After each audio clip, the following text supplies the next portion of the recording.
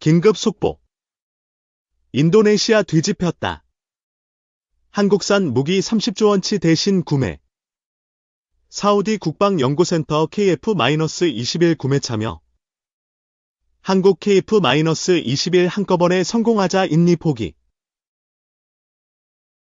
KF-21 분담금은 돈이 없어 못 내겠다고 나쁘기한 연장까지 요청한 마당에 1조 원이 넘는 이탈리아제 전투함을 2척이나 사들이려고 계약까지 체결한 것은 도저히 묵과할 수 없다. 한국의 초음속 전투기 KF-21, 보라매, 공동개발국인 인도네시아가 한국의 1조 6천억 원의 분담금을 연체한 마당에 인도네시아가 해군력 증강을 빌미로 다시 대형 사고를 쳤다. 인리. 다목적 PPA 2척 도입 기탈리아 국방. 작년의 판매 시사. 인도네시아는 배수량 4,900톤의 다목적 원양 초계함 2척을 이탈리아 조선사 핀칸테리로부터 사들이기로 계약을 체결했기 때문이다. 도입 액수는 1조 7,300억 원가량으로 알려졌다. 핀칸테리는 지난달 말 계약 체결 사실을 발표했다. 타운 디 레벨로도 알려진 애초 이 함정은 이탈리아 해군에 납품될 예정이었다. 핀칸테리는 이탈리아 해군 납품용으로 7척의 PPA 건조 계약을 맺었다. 그러다 1년의 협상 끝에 인도네시아에 할당됐다는 게 디펜스 뉴스 등 군사 전문 매체들의 보도다. 실제로 마테오 레레고 디 크레밈나고 이탈리아 국방장관은 지난해 10월 디펜스 뉴스와의 회견에서 인도네시아가 중국과의 긴장 고조를 이유로 신형 해군함정 확보가 필요하다고 전해왔다고 밝혔다.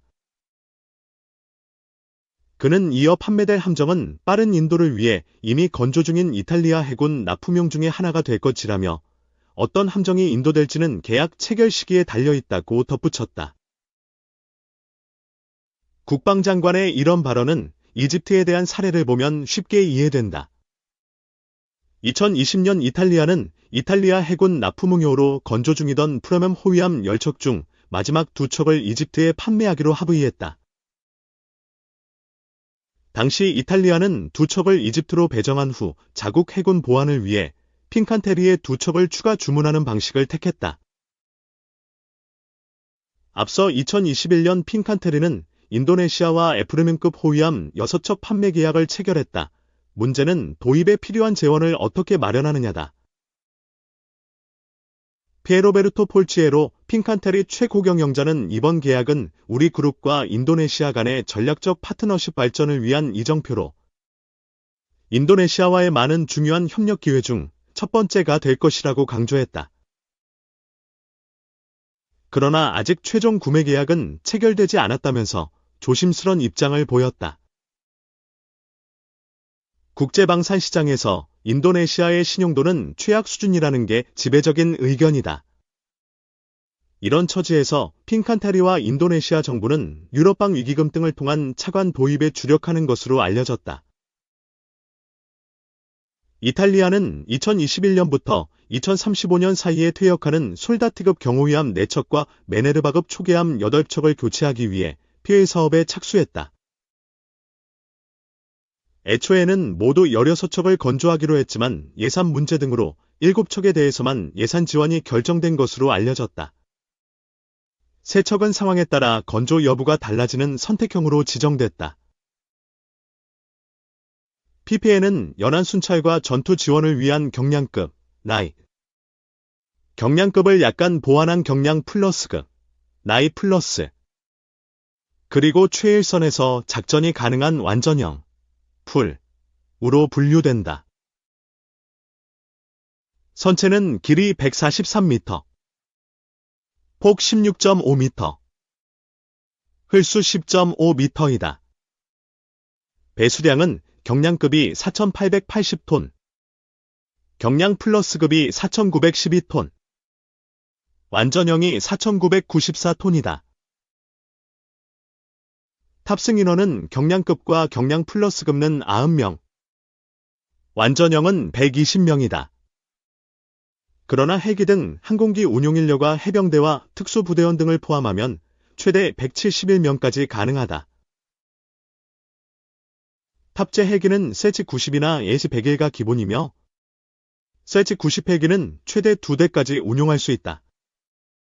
PPA는 디젤과 가스터빈 복합 추진체계로 운영돼 최대 속도 32노트, 59.26H의 항속거리는 5000L이 9260km/나 된다.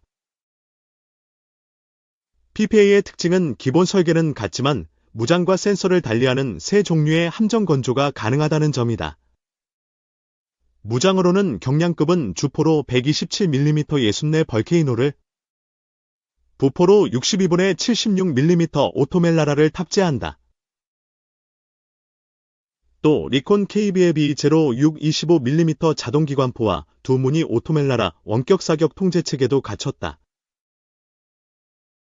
경량 플러스급과 완전형은 이외에도 대공방어용 아스터 함대공 미사일, 테세오 대함미사일, 블랙 게로워레 등을 장착했다. 또 센서는 경량급이 레오나르도의 3D 듀얼밴드 알스 레이더 중 X밴드 레이더를, 경량 플러스급은 이 레이더에 C밴드 레이더만 장착하는 것으로 알려졌다.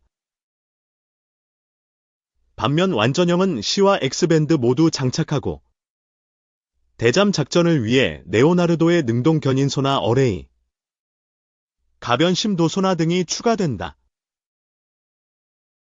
세 가지 버전 모두 공통적으로 레오나르도의 사독지휘 관리 시스템 콘솔, 레오나르도 세임스드, RW 시스템 등을 갖춘 것으로 알려졌다.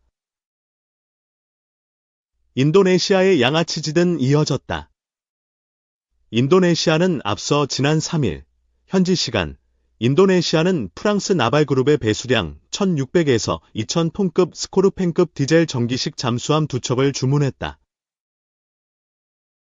도입 비용은 21억 6천만 유로, 3조 1670억 원으로 추산됐다. 해안선 길이가 거의 10만 km에 육박하고 섬 개수만 1만 7천 개가 넘는 인도네시아는 해군력 증강에 주력해왔다. 이 계획의 하나로 모두 12척의 잠수함을 도입 운영한다는 방침을 세웠다. 이에 따라 인도네시아가 손을 내민 나라는 바로 한국이다. 인도네시아는 2011년 1차 사업으로 대우조선해양, 현 하나오션과 1400톤급 잠수함 3척, 1조 3천억 원을 계약했다.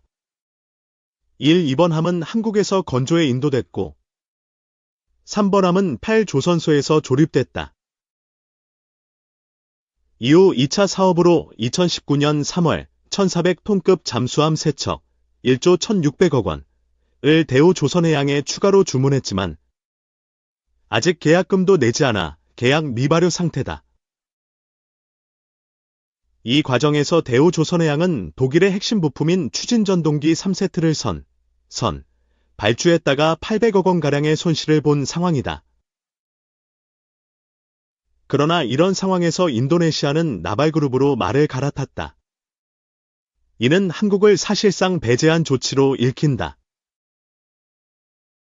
인도네시아가 피파 도입에 투입할 1조 7,300억 원은 한국에 내야 할 KF-21기 분담금으로는 충분하다.